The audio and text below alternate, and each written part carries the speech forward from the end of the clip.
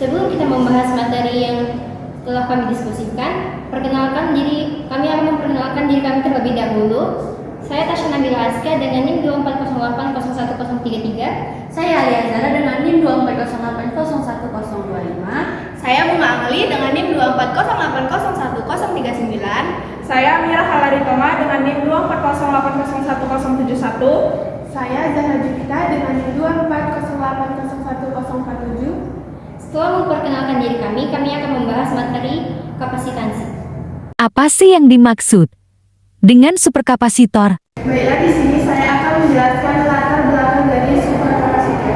Superkapasitor merupakan salah satu device penyimpanan energi yang berkapasitansi tinggi, yang memiliki equivalent series resistance yang lebih rendah dibandingkan dengan baterai.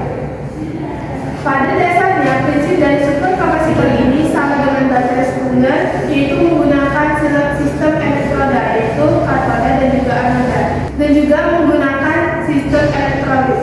Dalam transisi paradigma, yaitu perpindahan elektron melewati interface elektroda. Sedangkan superkapasitor proses dalam penyimpanan muatannya adalah paradigma, yaitu tidak ada transfer elektron sama sekali dalam melewati interface elektroda.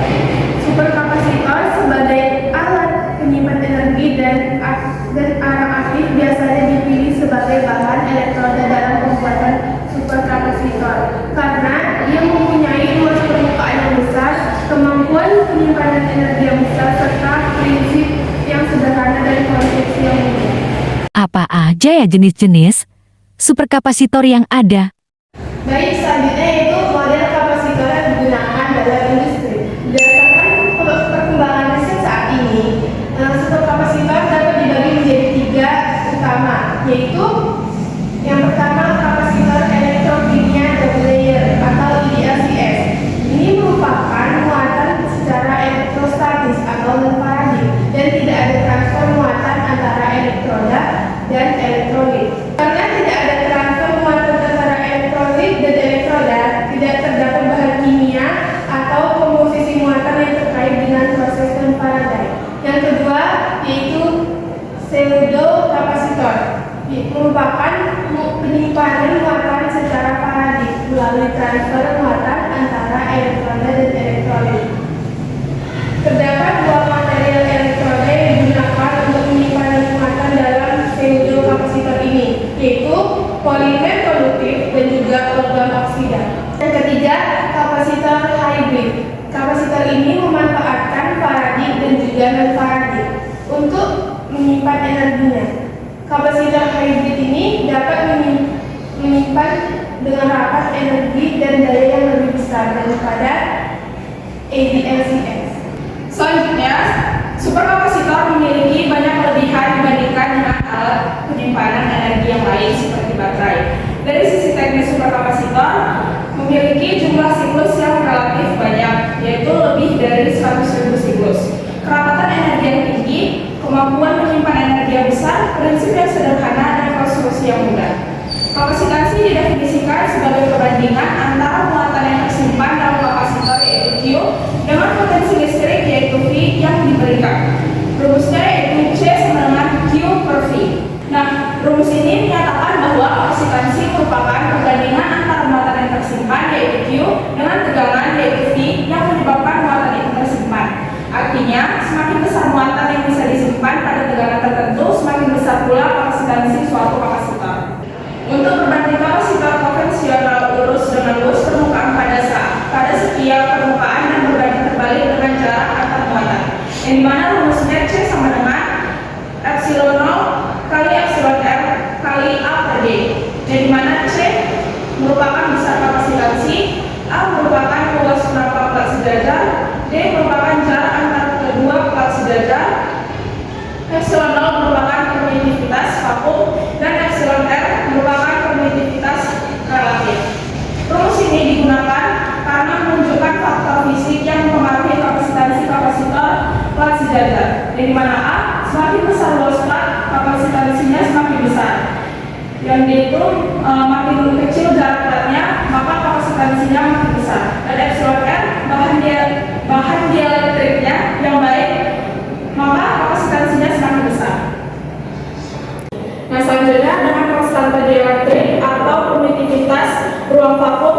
Jadilah konstanta dielektrik bahan isolasi antara elektroda. Untuk mengukur kerapatan dapat dihitung sebagai jumlah persatuan massa atau per unit volume.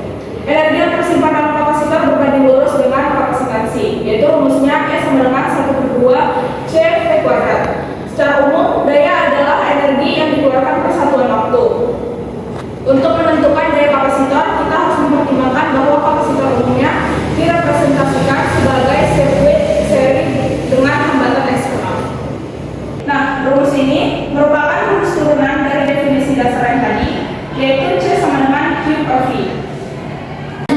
Yaitu komponen internal kapasitor, misalnya kolektor elektroda dan bahan dieelektrik, juga berkontribusi terhadap resistansi hambatan yang diukur secara akumulatif dengan kuantitas yang dikenal sebagai equivalent series resistance atau ECR. Tegangan selama tidak dalam proses pengisian ditentukan oleh resisten ini.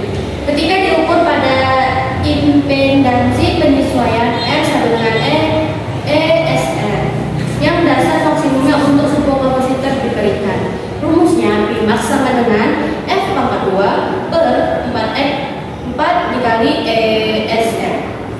Nah, hubungan ini menunjukkan bagaimana ESR dapat membatasi daya maksimum sebuah kapasitor. Kapasitor konvensional memiliki kerapatan daya yang relatif tinggi. Gambar yang di samping menjelaskan suatu kapasitor mengikuti prinsip-prinsip dasar yang sama seperti konvensional kapasitor. Namun pada suatu kapasitor, luas area permukaan elektroda pada A dibuat lebih besar dan ketebalannya bahan dieelektrik dibuat jauh lebih tipis sehingga menurunkan jarak D antara elektroda. Bagaimana cara kerja mesin superkapasitor? Oke, selanjutnya saya akan menjelaskan tentang bagaimana cara kerja superkapasitor. Pada dasarnya, sebuah kapasitor plat sejajar terdiri dari atas dua plat konduktor saling sejajar, namun terpisah oleh bahan atau material dieelektrik di antara keduanya. Perangkat kapasitor memiliki kemampuan untuk menyimpan muatan yang biasa dinyatakan dalam ukuran kapasitasi. Secara umum, perangkat kapasitor dapat ditemukan pada perangkat elektronika. Namun, sistem kapasitasi telah digunakan juga oleh beberapa peneliti untuk aplikasi pemantauan aktivitas, untuk aplikasi sensor pada bidang pemantauan kesehatan, serta untuk aplikasi pengukuran sensor kelembapan, serta untuk aplikasi lainnya. Dalam rangkaian RC, apabila saklar ditutup, maka akan mengalir arus dari sumber melalui hambatan ke kapasitor. Tegangan pada kapasitor akan naik secara eksponensial sesuai dengan persamaan berikut. Vc sama dengan Vs kurang 1 dikurang E pangkat min T per RC. Arus 1 akan berhenti mengalir I sama dengan 0 pada saat tegangan kapasitor C sama dengan tegangan sumber SP. Proses tersebut dinamakan pengisian kapasitor. Oke, selanjutnya kapasitor akan mengeluarkan kembali energi listrik yang disimpannya dengan persamaan tegangan Vc sama dengan Vs kurang E dikurang min T per RC. Kapasitansi spesifik dari superkapasitor dapat dihitung dengan persamaan berikut. C sama dengan 2IT per delta Vm, di mana adalah kapasitansi spesifik elektroda tunggal dari bahan elektroda adalah arus listrik, adalah waktu, adalah perubahan tegangan, dan adalah massa bahan elektroda dalam satu elektroda. Keterangan Vc sama dengan tegangan kapasitor atau V, Vs sama dengan tegangan sumber atau V, satuannya V, T sama dengan waktu, satuannya S, R resistansi, satuannya ohm, C kapasitansi, satuannya F, E adalah bilangan Euler atau bilangan natural. Konstanta 2,71828. Bagaimana bentuk grafik, pengisian dan pengosongan? mesin kapasitor. Grafik yang pertama adalah pengisian energi kapasitor. Ada sumbu S yaitu waktu dan sumbunya yaitu tegangan. Penjelasan grafik ini menunjukkan bagaimana tegangan pada kapasitor meningkat seiring waktu saat proses pengisian atau pengisian berlangsung.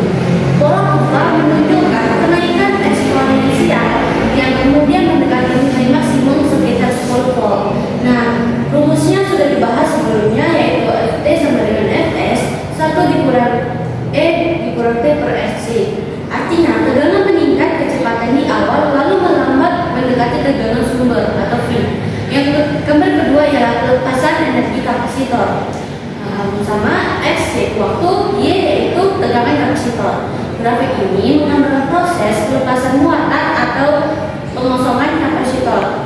Terlihat bahwa tegangan menurun secara eksponensial dari 10 volt ke 0 menuju 0. Persamaan teorinya ialah F dikali T sama dengan F0 dikali E min T per Sc.